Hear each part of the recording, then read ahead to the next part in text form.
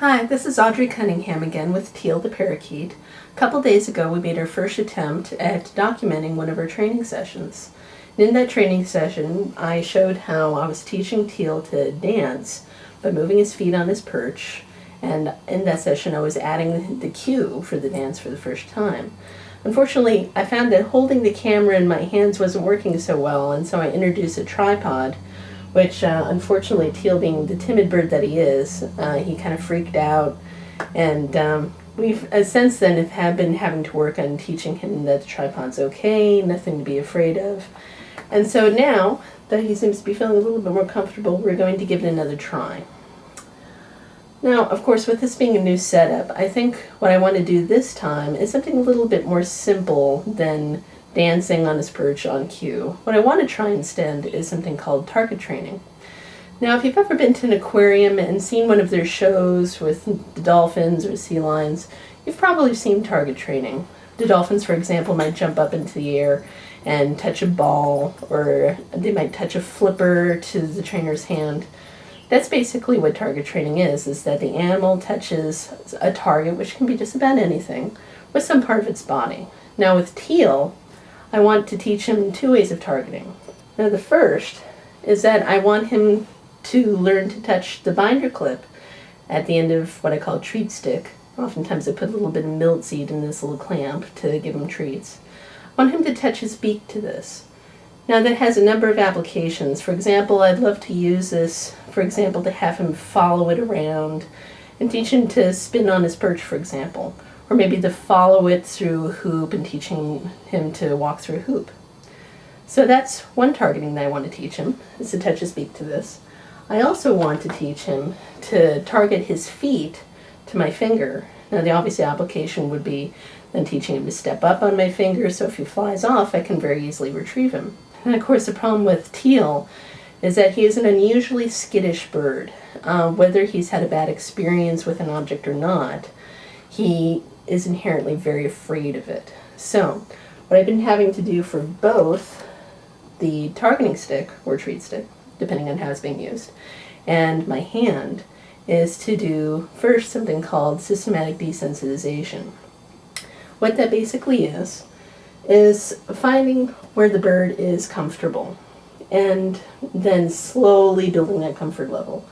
For example, at first I couldn't raise my hand to the cage without him being uncomfortable. So I started very low and then started raising my hand, moving my hand a little bit once he was comfortable with that, setting my hand inside the cage, and kind of moved on to like playing with some of his toys.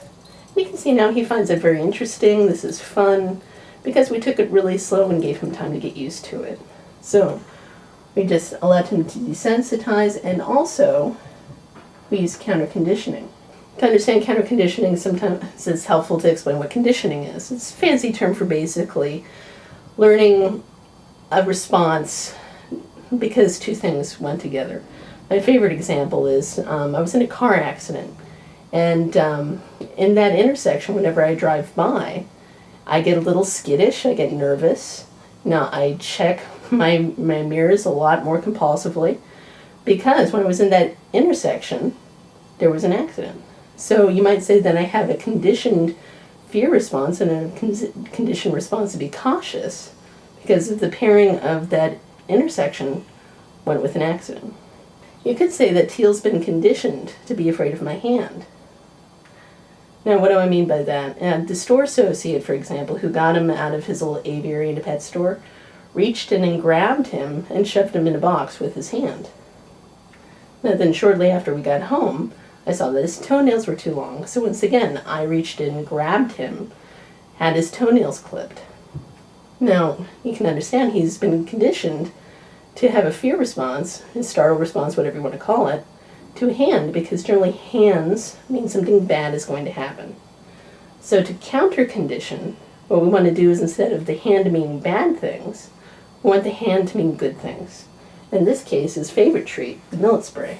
So what I've been doing is very slowly working up from holding the end of a great big long millet spray to whittling that down and down and down until now I have him eating just this little tiny thing out of my hand. So now he's not afraid of my hand. He's willing to touch my hand as he's eating his food. So now we're not afraid of the hand, and we're not afraid of his treat stick because he's getting treats on it.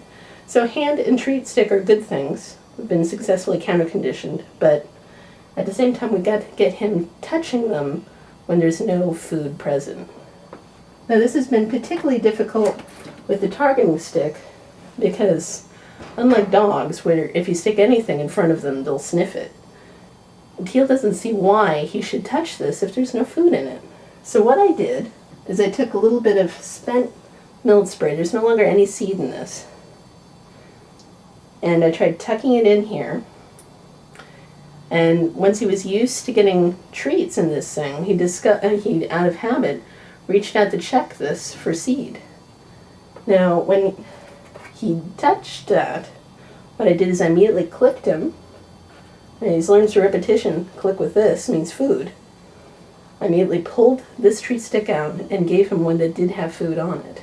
So after several repetitions of this, what I did is I took this bent millet seed out and just held the empty clip in front of his face, which now since I've conditioned him to like this thing, he'll let me do that. Approximately 60 seconds went by, and after that period of time, he very gingerly reached out and just barely touched the end with his beak.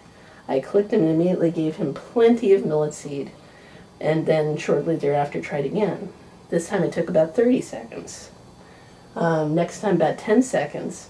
By the fourth presentation, he immediately bit onto this thing, and I gave him all sorts of millet seed, and I just ended on that note because I was so happy.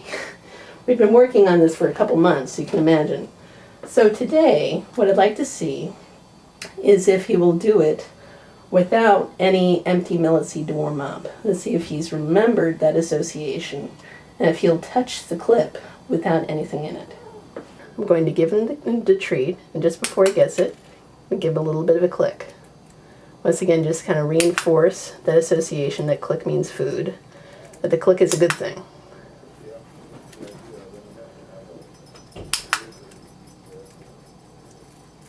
Okay, now I'm going to take the food out. It's going to just be a bare binder clip. What I'm going to do is put the clip directly in front of his face, and if he touches the binder clip, what I'm going to do is immediately click and present him with another treat stick that has millet seed on it. So here we go. Just wait for it. And there he did. He touched it and gets the millet spray from the other treat stick. Now this is really hard for him. Once again, we've been going a couple months with not wanting to touch this binder clip unless there was any food, so I'm letting him have plenty of millet spray to make touching this empty binder clip lots of fun. So that's pretty good. Let's try it again. Here comes the empty binder clip. That's great. That time he actually bit onto the spray, to the binder clip, rather forcefully. Yesterday, all that I was getting was very ginger touch. So now he's actually biting the clip. I like to think of that as we're building enthusiasm. Here we go again, empty clip. It's a little bit of a nibble that time. Once again, not a lot of hesitation. Remember yesterday we were going for a whole minute before he broke down very gingerly, barely touched the clip. So this is still a big improvement over yesterday. We're going to try this one more time and then hopefully end on a high note. Empty clip. And there was a bit of a touch. I'm going to have plenty of seed.